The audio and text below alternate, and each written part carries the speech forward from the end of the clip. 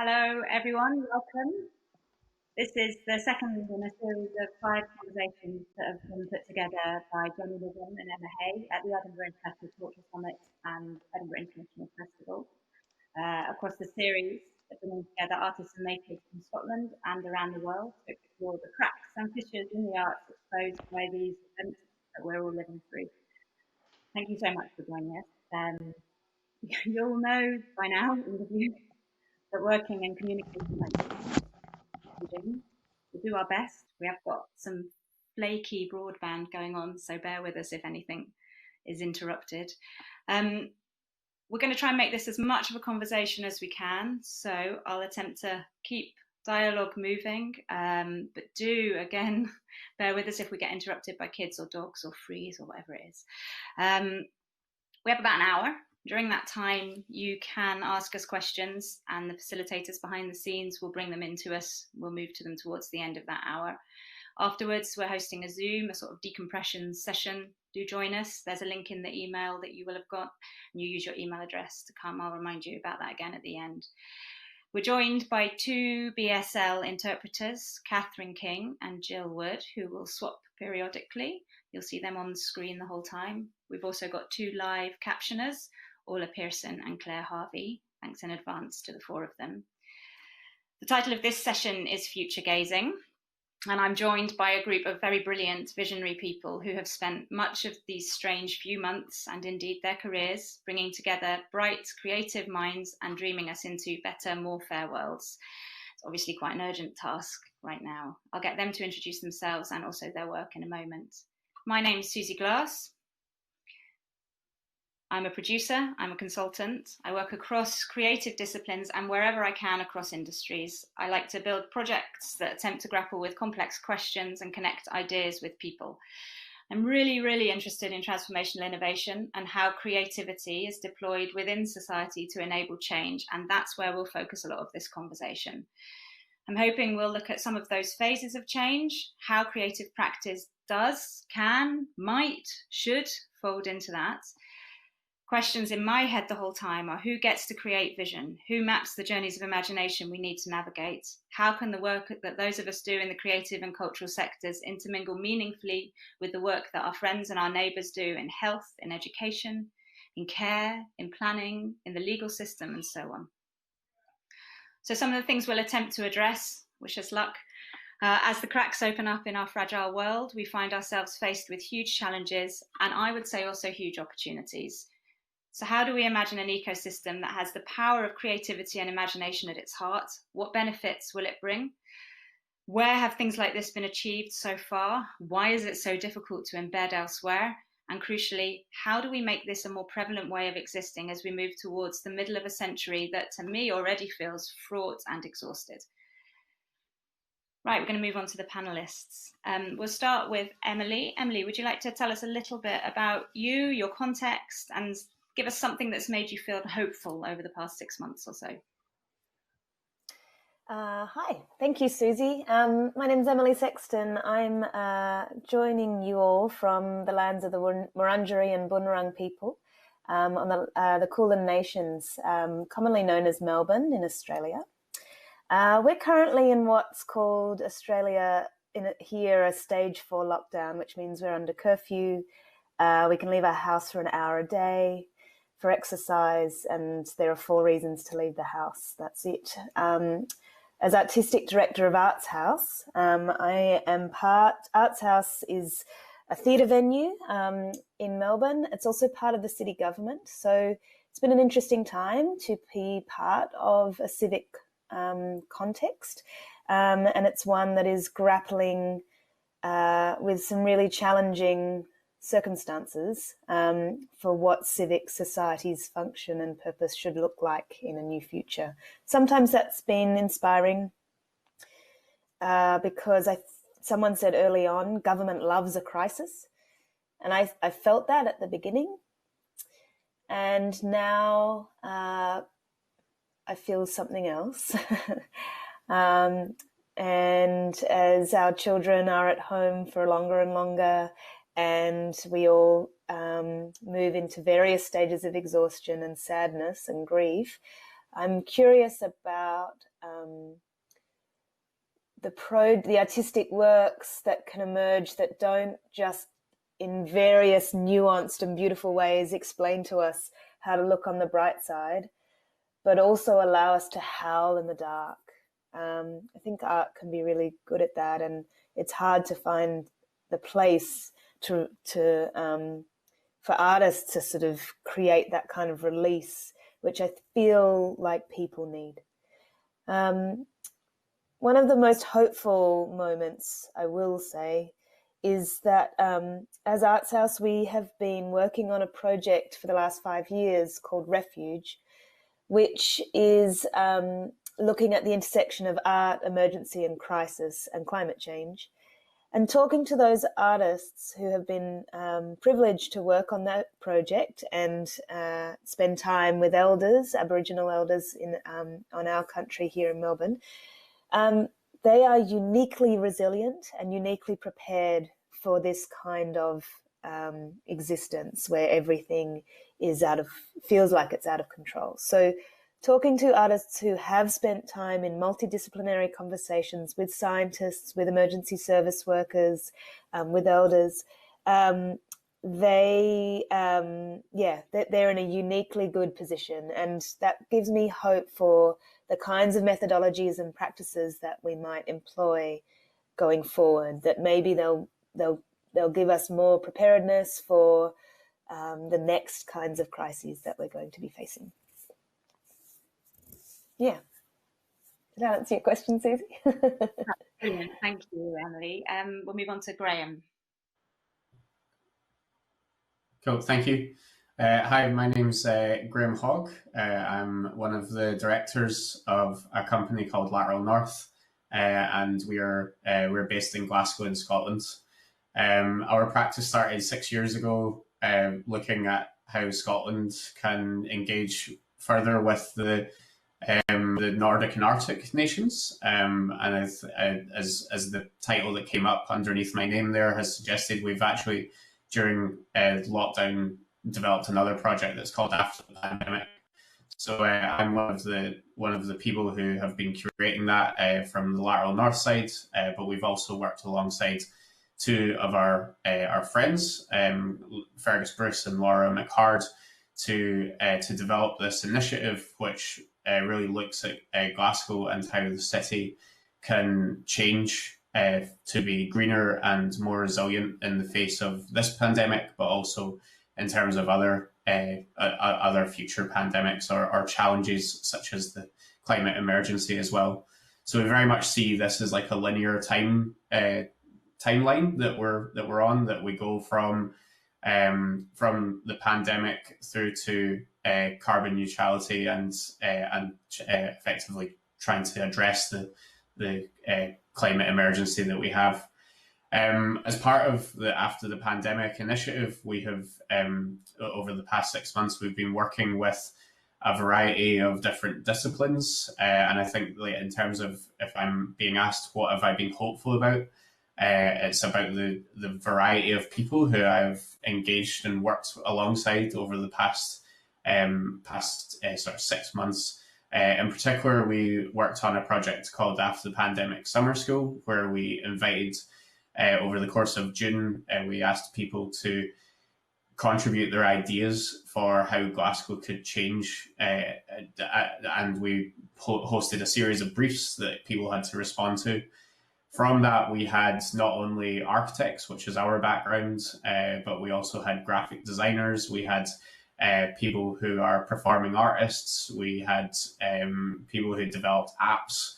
So there was like a huge variety of output that was created in the space of 1 month that we're now looking to take forward alongside the Glasgow City Council, which responds to the pandemic.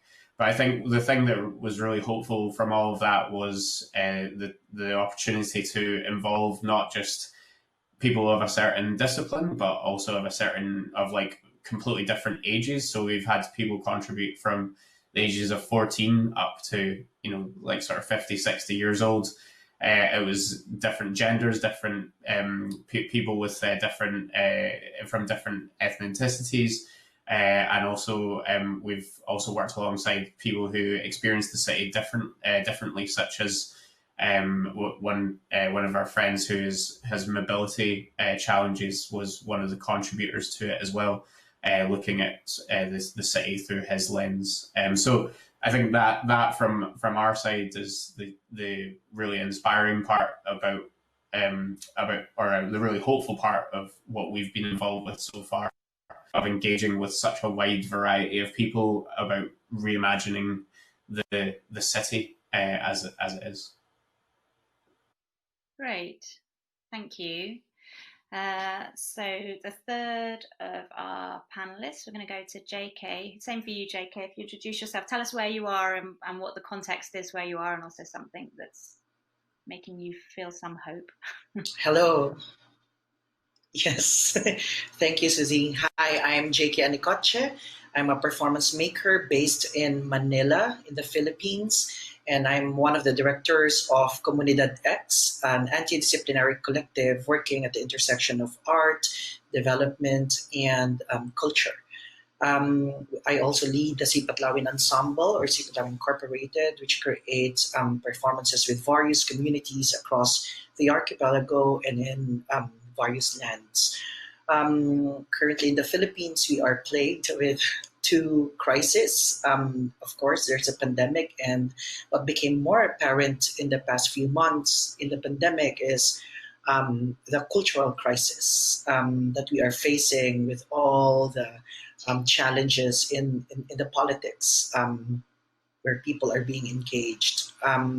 So I think because of this pandemic, we as artists have faced the challenge of how to assemble and how to gather and rethink about ideas of participation. I was leading a festival called the Virgin Lab Fest for new works by playwrights at the Cultural Center of the Philippines, and pretty much at the beginning of the pandemic and the lockdowns. So the intention is to capacitate artists in translating or even migrating processes online. And currently we are working with Contemporary Ritual Makers festival in December, where we are asking artists and development workers to rethink the idea of participation and civic engagement.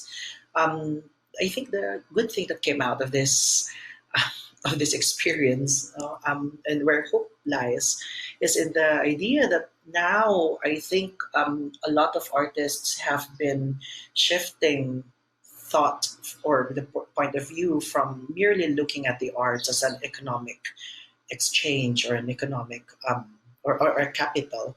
Now artists are looking deeply into ecological connections with an ecological eye.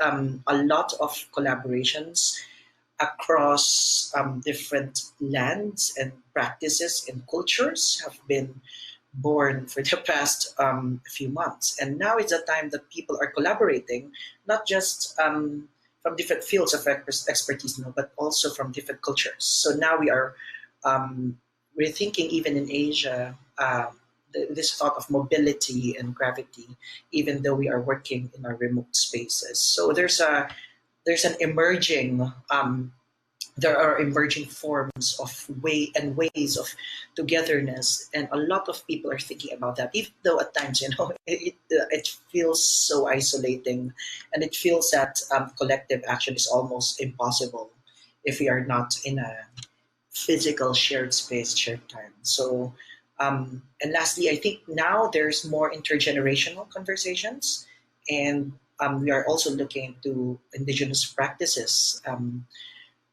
And not just about the pandemic, but also in the conversation of climate.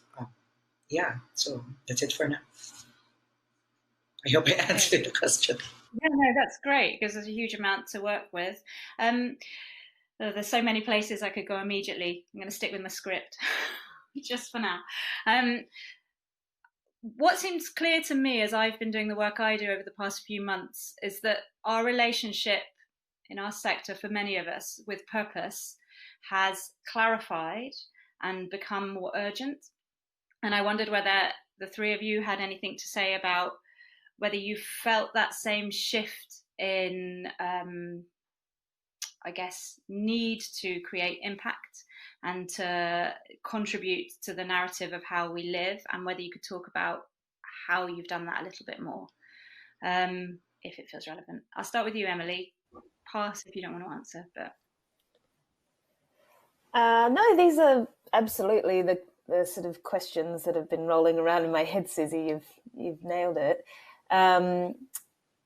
For us, I think there's a very strange experience of being locked out of a theatre for a long time, and so you start to think through, well, should we or do we decouple entirely from place?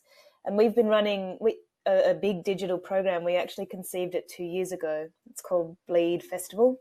You can visit at bleedonline.net.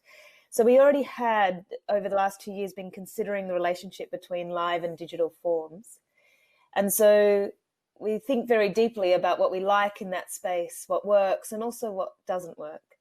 And we sort of charging at the question of how the internet feels with a very critical lens, and one that asks, well, why are we doing this? Why are we sort of lurching ourselves into that space, and what happens when we do? So we have been thinking about that for some time. And I think as a result, I've also been thinking about the opposite, which is the role of place, what it means to stand on at North Melbourne Town Hall, which is our theatre, and what it means to conceive a program that can be of that and also beyond it. But I just keep coming back to the responsibility we have to those North Melbourne and West Melbourne communities. In particular in Melbourne, near where we are based, there was a pretty dramatic and shocking moment where some of the most vulnerable members of our community who live in housing estates were with zero notice put into the most strict of lockdowns. And I think it was coming from a place of panic on behalf of the government. They obviously saw data that indicated that there was some widespread, the virus was widespread in the communities, but they really didn't work with community leaders in the way that would be best practice. And so as those people are our neighbours, we think really acutely now about what we do next, and what our responsibility is to our local, to our neighbours, basically. So I think, when I think about how we do what we do and with purpose, I mean, it's our purpose to make art, to make shows, but and I feel more passionately about that than ever. But it is also equally our purpose to think deeply about who that's for, and holding those two things at the same time, holding generosity at the same time as you're holding urgency of purpose. I think that's the kind of drive that is sort of, I guess, taking me forward and out of this particular moment. Okay, thank you.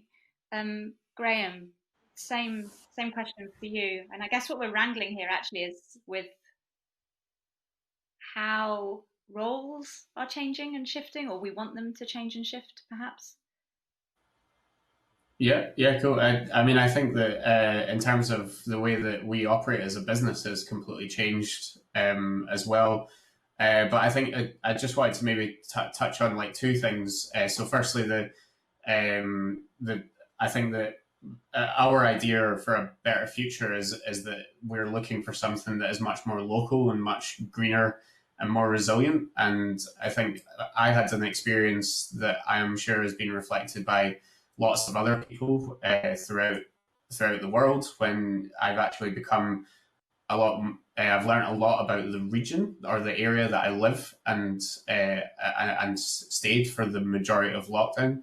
So during lockdown, I stayed in a flat. I overlooked a park that I barely visited, and because of lockdown, I have effectively been in touch with a guy who lives in Canada, the guy who used to own the piece of land, and there used to be a huge house that or mansion that was on the site, or on the park site, and that is not reflected in any piece of like heritage or interpretation within the park.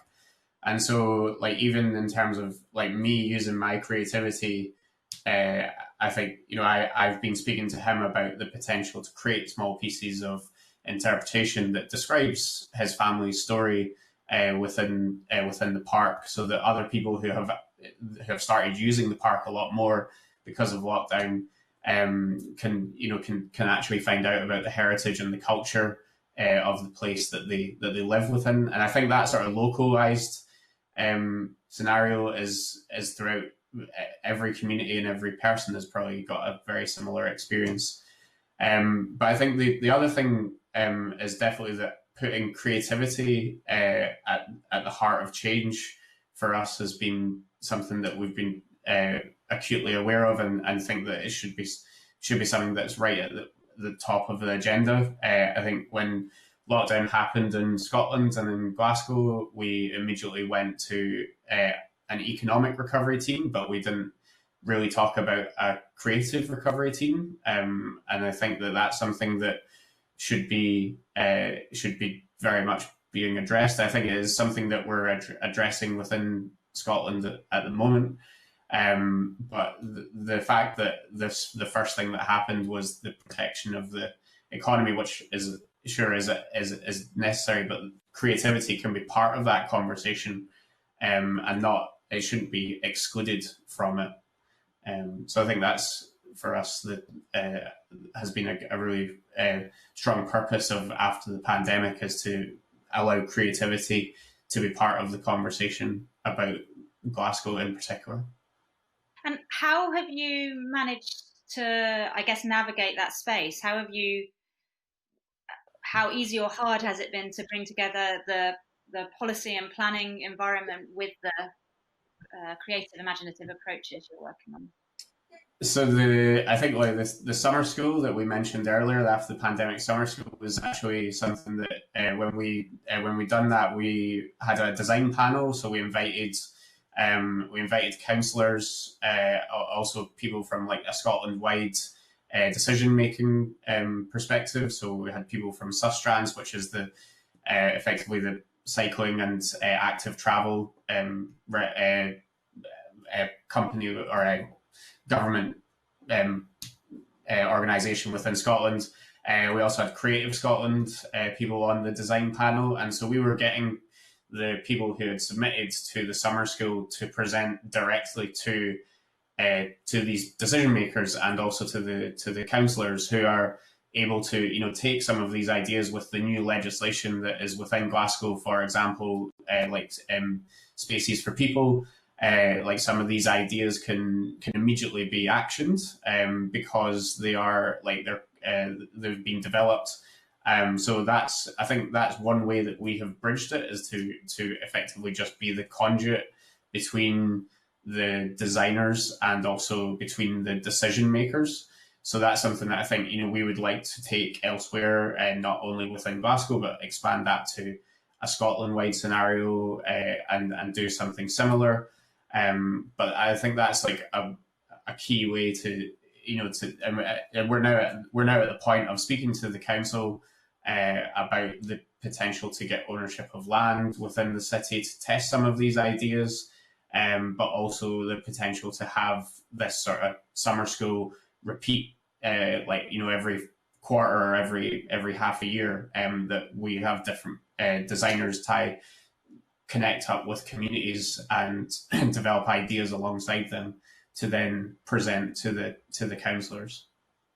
Okay, thank you. I want to come back to some questions around value and intellectual property and so on, that hopefully we'll all move towards as a conversation between the four of us. For now, though, JK, some stuff from you about, you started to talk about it already, actually, in your intro, about purpose and meaning, and I guess the role of the artist and the collectives that you work with. Has that shifted? Yes. In the beginning of the pandemic, it was a big debate if we should like continue making work or just taking rests. But I think from where we're coming from, in the context of the Philippines, we are a very performative country. We are performing for survival, but also because of that, I think in the beginning of the pandemic, what was important is to streamline of care for artists and for those who can move forward and do something, and those who can deal with the pandemic and create works, go ahead. But we, as organizations, we need to support them and provide the infrastructures where people can test again and can fail again and can learn faster again. But those who would like to step back and take care of themselves, we should give them that choice and that opportunity. So I think now we are going towards the idea, the conversation of directionality of our purpose and of our making.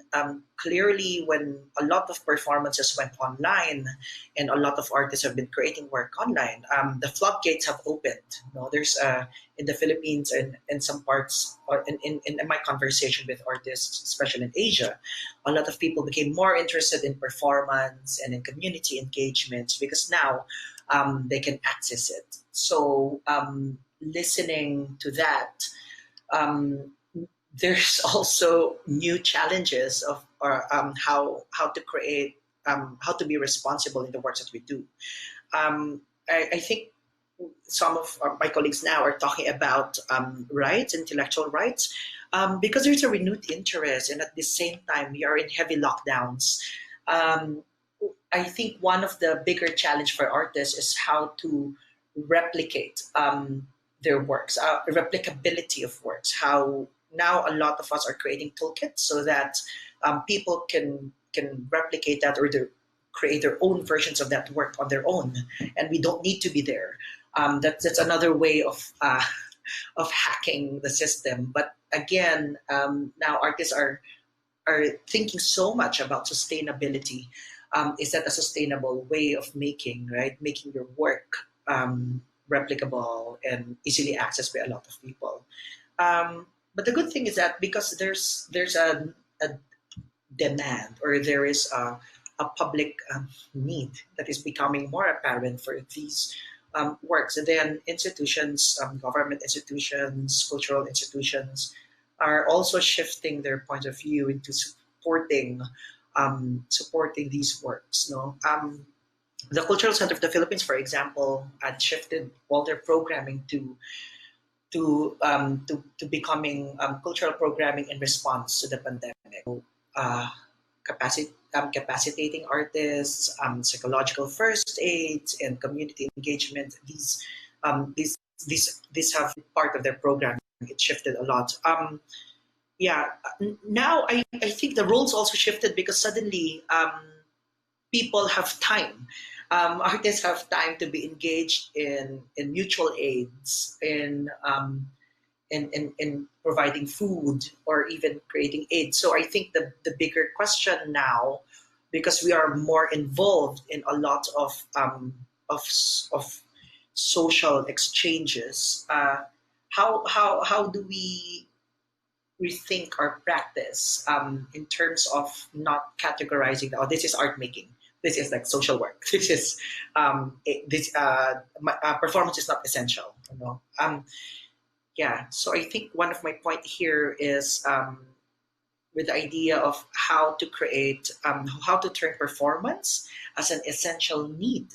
How can we find ways to articulate that? How can we say that it is essential? Basically, of course, by shifting the mode of production, the way to create performance, and in acknowledging the possibility of performance as an essential need. Definitely, the role of the artist is shifting, especially now. You're leaving the black box and becoming more and more one with the people, even if it's online. Sorry, I think I just need to mention a last point. where even though our collaborations and exchanges are online, we have been telling our artists that the people who are engaging are on the ground. Sometimes it's easier to exchange online, but it's so difficult to create a performance for my neighbor. So now there's that hyper locality that is shifting the way we are looking at engagement. Yeah. It's a thread that's coming through from all of you, the need to be grounded in the community that you're in, probably a more urgent feeling. Does anyone want to pick up on anything anyone else has been saying? Is there any? Just give you the chance to come back on anything, or no? Okay. I just. Oh, go on, Emily. Go on. Well, I just think the work that Graham is doing to kind of centralize a creative recovery is essential, and it's something that I'd love. I mean, if Edinburgh is doing it well, fantastic, because I don't feel like that's happening anywhere, and it's disheartening, but also congratulations on the leadership, I guess, but but also the fact that it didn't happen in Scotland seems to be quite common throughout. Yeah, when it's remarkable, we haven't had a pandemic for 100 years. What more would we need at this point than trying to imagine a way out of it? No one's done this before at this level. And actually, that's exactly where I wanted to go. So that's a brilliant little segue there. What I want us to try and do is move forward into the future gazing bit and think about the distant horizon and it's very difficult to articulate, isn't it? But what imagination and storytelling and big picture visioning, how we can do that from the present day, casting ourselves forward into the future, in order to create the connections to be able to build the futures that we're talking about, the fairer, more interdisciplinary, more grounded futures that we're talking about. Have any of you had experience of, well, I know, Graham, you're doing it at the moment, but how is it possible to build those near and far future visions into a world where we can then begin to design them, build them? Any thoughts on that? I'm not going to name you. You're going to have to come in. I think so. Sorry. We're going to go Graham first. Graham, then JK. Well, I think just building on that sort of localized element again, like in terms of that one conversation that I've had with my new pen pal out in Canada, has now led us to be speaking to there's two care homes that are quite close to the park, and they never use the park. There's like a portion of the park which is also like quite underused, but gets quite a lot of sun. So like we're now speaking to them about the potential to create a therapy garden for like the use of the care home, so that they can come and use the space to grow foods and vegetables, but use it as a place for mental health, and addressing that as well. So I think again, just building on if there's an ability, a chance to do something now that is like quite local and small scale, it can then be, I think, like the documentation of that, the way that it is like presented to people in Australia and Philippines, like wherever, it's like, here is a good example of something that has happened, and this is how it's happened, how people have been connected. And then I think a big part of that is conversations like what we're having right now, and actually connecting people from different parts of the world and what their experiences are. So even though we're talking about very local changes, we're also talking about how they can be applied elsewhere in the world. In my opinion, I think that would be a really valuable thing for the future. JK, can we bring you in? You were going to add something in. Yes. So now we are channeling all our energies to two platforms. One is a project called Pre-Enactments, where it is important that performance becomes a space for pre-enacting future histories. In that platform we are simulating international criminal court cases against some abuses that are being done during the pandemic, while at the same time we're also pre-enacting what we call trans-field communities. So this is inviting audiences and even inviting communities to materialize digitally or on analog narratives of possibilities of togetherness for the future. So it's a database collection of stories generated by communities reenacting the future. Part of that is also what we call the Green Manifesto, because and in the beginning of the year, we've been attempting to streamline the conversation about climate, especially in the Philippines. We are limited to the conversation of biodegradable, non-biodegradable segregation, and like not using plastic straws. But the Green Manifesto project continues documenting practices from different communities, local practices about how they are dealing with climate resilience. So that's a pre-enactment. And another platform is rethinking and reimagining rituals. That's the 7 rituals of Mother Earth. The Philippines and the Filipinos are basically there are a lot of migrants. There's a diaspora, and we're kind of used to this kind of interaction, especially during Christmas, where for the past 10 years. You see family pictures of people having Christmas dinners on Skype with their mothers on Skype because they're working as migrant workers abroad. So we have been developing new ways of coming together in these rituals.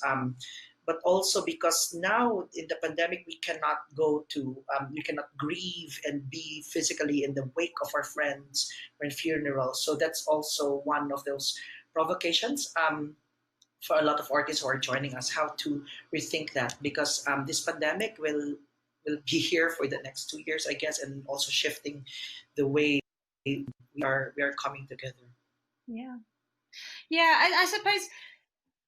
I'll say this, and then Emily, maybe ask you if you want to bring anything else into that. I suppose the thing that's in my head is I can hear the methodologies, and I can hear the practices, and I can hear the ways of embedding huge imaginations into thinking differently. How are you paying people? What's the transaction here, and is that an issue? Do we need to talk about it, or anyone? Emily? Oh, I think you muted. Are you? Apologies.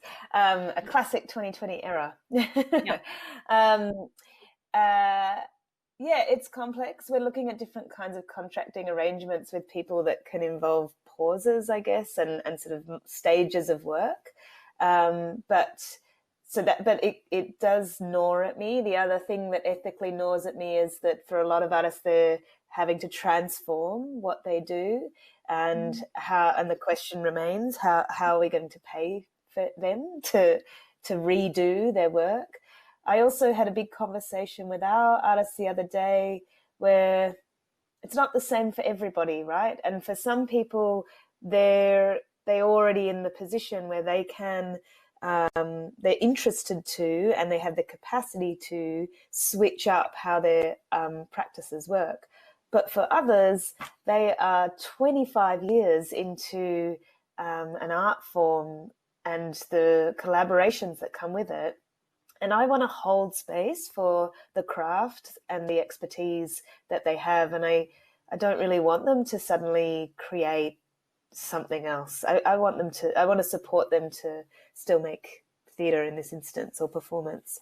But I guess, the money of it is really challenging. And the only answer in some respects is to kind of, for me, has been to kind of break down and reorganize the model. So both accept more responsibility for some and then create different kinds of platforms where we're distributing less amongst more people, if that makes sense. Yeah. But I mean, as JK, you were talking so beautifully as ever, I was thinking about, we did a call for proposals, and we selected about 12 artists to commission them to create housewarming gifts, I guess, for when we do throw a party to reopen. And the irony is that now we are trying to plan that party. When you talk to people about the kind of party they want to come to, they have an idea of a party that is sweaty and bodies up against each other and sparkles on the floor. And I think when I think more deeply about the logistics of the party that we can create, but also more authentically what people will need, we're actually thinking about a party or whatever, a housewarming that is very gentle, that is super safe, that is accessible in the same way that this conversation is, and offers a consistency. I think that is the kind of experience most people will be comfortable with, even if they're longing for, that proximity and the intimacy that we're so craving. I think actually, we're trying to think more deeply into what we'll truly be ready for in 5-6 months' time, if we're lucky. Yeah, if we're very lucky. There's a question come in that, let's try and thread this into this conversation, that says, what do the arts look like in 2050? Which I'd like us to try and build into what we're talking about at the moment, because I think we talk about the future, and actually what I'm hearing you guys say is diversity and variety and plurality are fundamentally important, and are alongside hyperlocality, are the keys to unlocking whatever we're looking at, which means we're talking about futures and journeys and multiple destinations. And I suppose if we're going to talk about what do the arts look like in 2050, and we're talking about plurality, how do we do that journeying? How do you hold those things together? Graham, do you want to? Effectively, what she wanted to do was take ownership of a space within Glasgow and start performing in it that was like outdoors and completely different from where you would normally experience classical music. So we worked alongside her to go underneath the Kingston Bridge, which is in Glasgow is effectively the largest sort of car bridge within the city. It has these sort of monolithic pillars that come down, and we just went, and there's a car park underneath there, which is sorely underused at the moment, and we just recorded her playing some music. So when we asked the question of what do the arts look like in 2050, I think that in a lot of cases it's about how we diversify what the type of art is and what it could where it can be performed.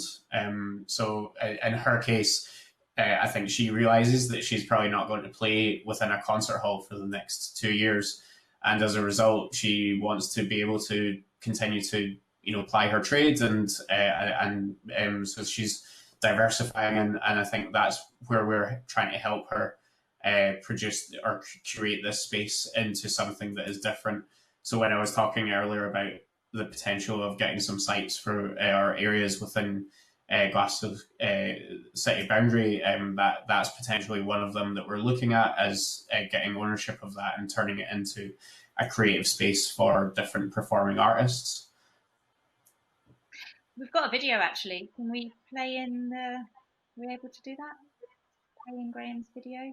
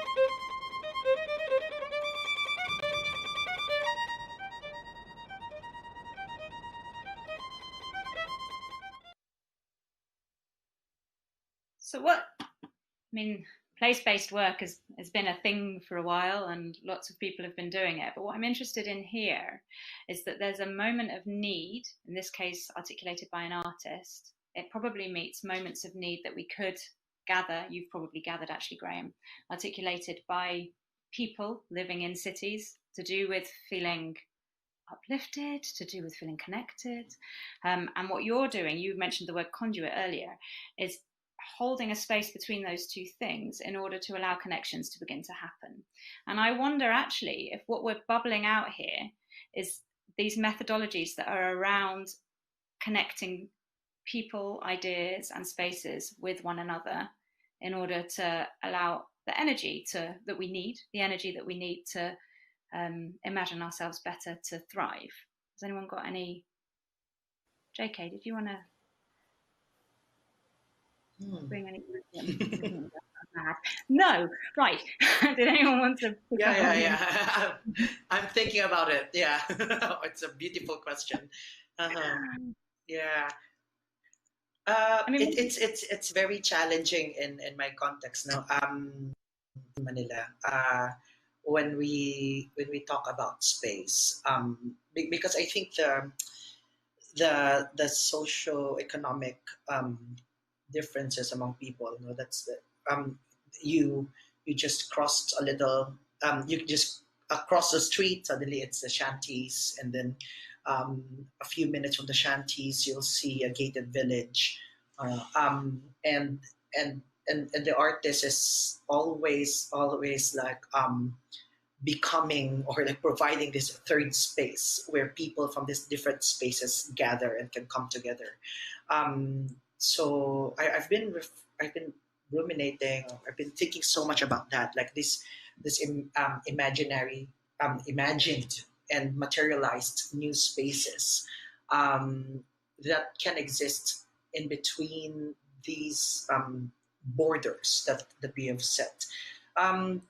So now that most of the artists in the Philippines are really going on digital platforms, the digital also becomes like this third space, this new space again, where we can gather and we can exchange these different energies from people you don't normally see or come around with, people you don't normally share your space. So yeah, that thinking about with regards to your question, how we are hacking that. Now there's an illusion that we have erased borders just because we're going digital, but actually it's becoming more and more to go on the ground. Like the poor communities judged to generate this disease, or this COVID disease, just because there's no access to anything, to medical. Same as when in other countries the migrant communities are still not accessed, or still more off limits to a lot of people.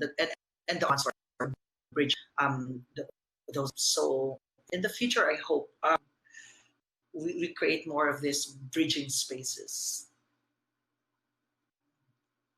Can I bring you in here to talk a little bit more about the tension then between overseeing a dedicated art space and some more sited work, and how that bridging works, and how those two things might connect in the future? Is that me? Mm-hmm. Yeah. Sorry, the sound did that. Yeah, it's a really good question. I mean, to be honest, when I'm thinking about next year's program, I feel like there's all sorts of dissolving occurring between, yes, the digital space, but we're also trying to work with artists to think about remote delivery, about outdoor spaces, about old technologies like email or phone, as well as, yes, how we get back into performance spaces eventually. So I'm not sure that I have much of an answer. We're working closely with artists to figure it out, like JK was describing. I think we're all in a deep collaboration as we try to answer these questions together. from the people you're working with, listening to the people you're working with, I think audiences and artists, if we can try and hold, in fact, I hate the distinction, but if we can try and hold the people who view or listen and also the people who make together in our heads, are you experiencing a pull away from the performance venue and also from some a pull towards? Like, what's the lay of the land? Like, is there excitement? JK's talking about a kind of excitement about being in these third spaces, the mediated spaces. I hear both. I hear people who are like, yeah, breaking out, freedom almost. And some people who are like just desperate to get back into the more formal environment that is set up well for performance or exhibition.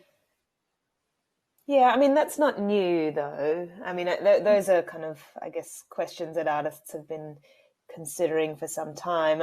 I think I think what is new is the challenges to kind of face-to-face collaboration. And I think one of the questions that has continually needed to sort of be raised and fought and thought through is that the assumption that digital is accessible to all is problematic. And I think and that this mode of interaction is the kind that can really suit everybody. It's just not true. So there are some artists whose entire careers have been founded on touch, on the way that one person can be present with another, and that's a form of deep communication. And so I think there's the dissolving of methodologies and approaches and tactics that needs to be considered at all times to kind of pick up lots of different tools for different kinds of people. I'm going to move us back into the specifics of the future gazing bit and try for us to talk a little bit about that vision piece and who gets to, at the moment, create the vision and how we can shift towards a world in which maybe more people are involved in the visioning and the imagining. I can hear, I know we can all talk for a long time about how we can do that. The bit of the puzzle that I feel is missing, certainly in the way I work with the people I work with, is the connections across boundaries. So can we return a little bit to that and how you guys are managing to, whether you are or where you're experiencing barriers if you're not, how you're managing to connect beyond the world of art practice? Well, creative practice, I should say. It's not specifically art practice.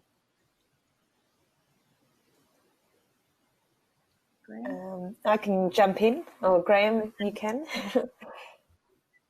Let's go Emily first, go down to Graham. Sure. I mean, we have an advantage at Arts House because we are part of city government, as I mentioned earlier. So our colleagues work across different parts of the community. And as I said, through some parts of our program, we've been working with climate scientists, with emergency service workers, with the Doherty Institute, who are responsible for vaccines and immunology in Melbourne. We've been working for them for a number of years. So the expertise that they bring and the kind of mutual benefit that they see of being in touch with artists on a regular basis means, I really feel that is the most viable way for cultural practice to evolve, where there is multiple inputs.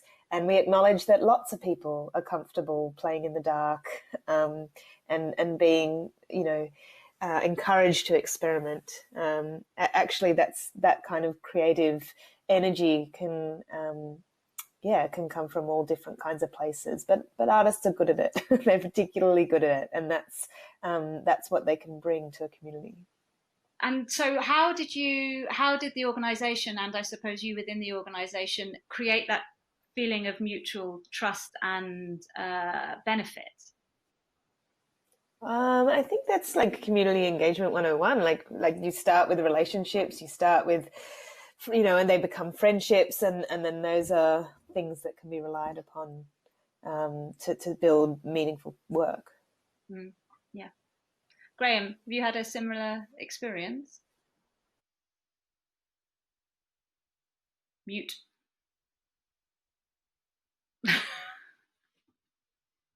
Welcome. So I was just wanting to say about when we started up after the pandemic, the first thing that we actually did was work alongside Jamie Cook, who is from RSA Scotland, and he's one of the sort of biggest proponents of universal basic income within Scotland. And so we worked alongside him when we seen that Amsterdam was looking at the donut economics model of how we can change our economy. And I think that for us was we wanted after the pandemic to be something that was cross-sectoral, and it wasn't something that was just artistic led or just about art. It was also about how creativity can engage with things such as the economy and like how we design that. And I think that Kate Roarth, the book that she's done, the work that she's done on donut economics has been fantastic, and it's something that we could be applying within a much more local level than what to as much like Amsterdam is doing. And I think that kind of comes back to what we were talking about earlier, what you asked earlier in terms of, how do we pay people for the work that they are currently doing, and if we had some form of universal basic income that people can be contributing to these ideas, but also there's some there's money that is coming in, then it's one way of doing that. So I think that for me, we've been trying very much to engage with people who are out with the creative sector. So even as an example, like my partner is a doctor, so like to have her insight and her expertise on what is happening, I think is really valuable. But she has a completely different viewpoint on like how the city is designed and how art and design is used within that process.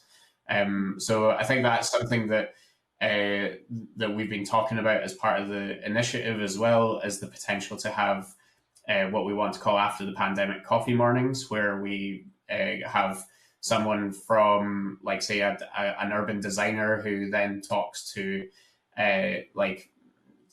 someone from a completely different discipline, and that allows them to have a conversation over a coffee over Zoom, and it's just, we would ask them to respond to a series of questions, and I think it's an opportunity for us to have conversations with different people from different disciplines. And in the future, if you were to replicate this, so if we were to roll it out into different environments, is it that it's a methodology that's bought by, for example, a local authority, or how would it work? Yes, if it like I don't think that when we started this, we literally it was a few of us who were sitting at home and we had nothing to do, and we wanted to respond creatively to what was happening because we were sitting inside our flats, just looking at the outside with no way of accessing it, but realizing that there was these challenges. So I think from our side, we done it because we wanted to do something positive and proactive at the height of the pandemic. And we have said from the start that we are happy to share how we have started that up, and help other people set up something that is similar within their city or within their town. And so I think, as you say, it's a methodology rather than like necessarily a project. If someone wanted to set up after the pandemic like in a different city, then we would be more than happy to facilitate that and work alongside them.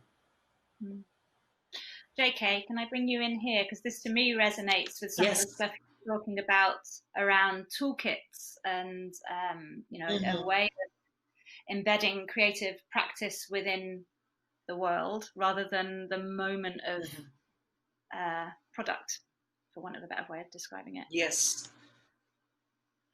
Yeah, I'd like to respond to Emily. It's also these people coming from different fields like science and social work and art making.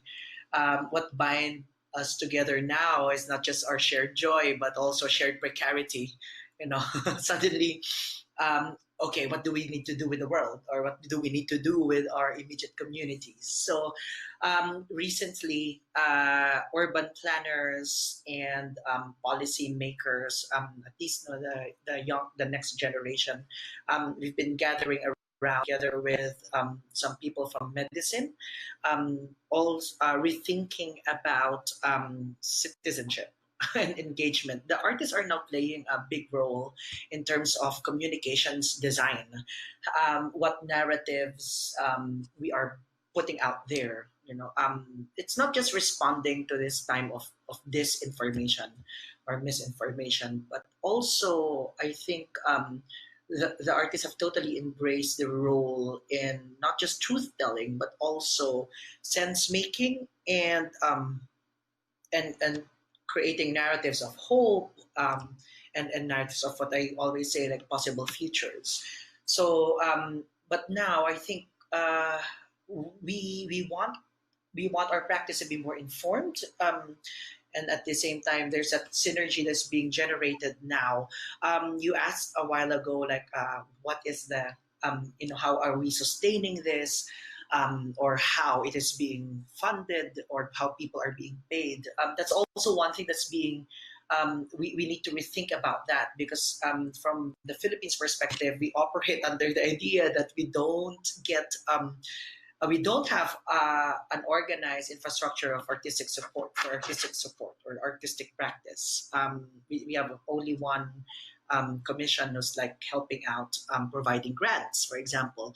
But because of our exchanges with people in education or even in development, that's where, now that they are also seeing the necessity, or the necessariness of these collaborations with artists, a lot of the fund and a lot of the funds are being channeled towards supporting artists also. So even though it's not coming from arts funding, now because of these exchanges, we are making sure that it's not just sustainable. No, I think one thing that shifted also is this conversation that we got from the climate conversation, not just but also regenerative. So it's thinking a lot about like how does this everything become like a regenerative in its nature. That's why I talk about replicability, and also what are the shifts in the currencies that we're exchanging. Even though we're not getting as much money, but the currency of knowledge exchange, currency of protection, civic protection. Yeah. So those are some thoughts from here. Yeah. So the thing that's really encouraging, my mind's going like this at the moment. The thing that's really encouraging, I think, is that we're in the middle of incremental change anyway. We can talk about far futures and we can talk about imagining where we want to get to in the vision, but actually there's a lot of it going on. So JK, what you're describing is an incremental innovation cycle. And you're saying that in your context in the Philippines, the artists are in the middle of it already. Clearly, Emily, you have a setup where you've managed to embed artistic practice within a conversation about who people are in the community and how they live. And Graham, you're demonstrating to us what's possible with the City Council coming on board from a kernel of an idea. And these incremental innovations and changes lead eventually to the radical change that I think we're all, in this group anyway, like feel our hearts leaping towards. Paul Hamlin, I don't know if they still have it. Paul Hamlin are a funder, big trust in the UK, used to talk about innovation being both incremental and radical, and how we needed to hold space for both. And that, to me, seems to be one of the things that's coming out of this.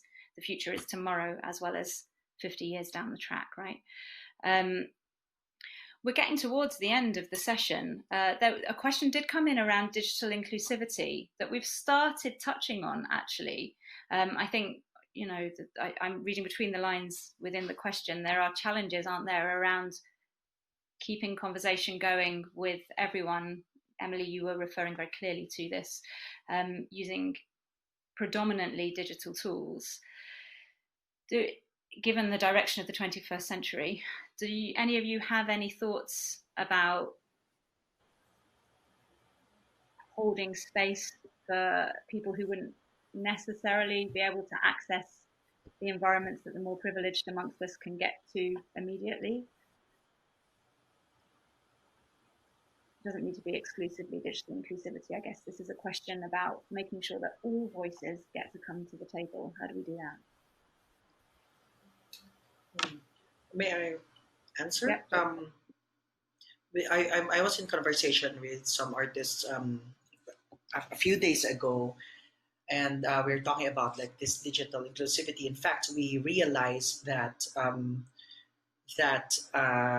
being online, we have this idea that more people are accessing our work, but actually, it's not being accessed by people who are different from our economic standing. So, for example, when we need to work with disenfranchised people, of course, definitely, it's so difficult to access these conversations online. So, I think we are coming to this agreement that if we are creating works digitally or exchanging digitally, it should have ground translation, a direct ground translation. And also the same way that when we're, I think the future is, you know, learning new behaviors. It's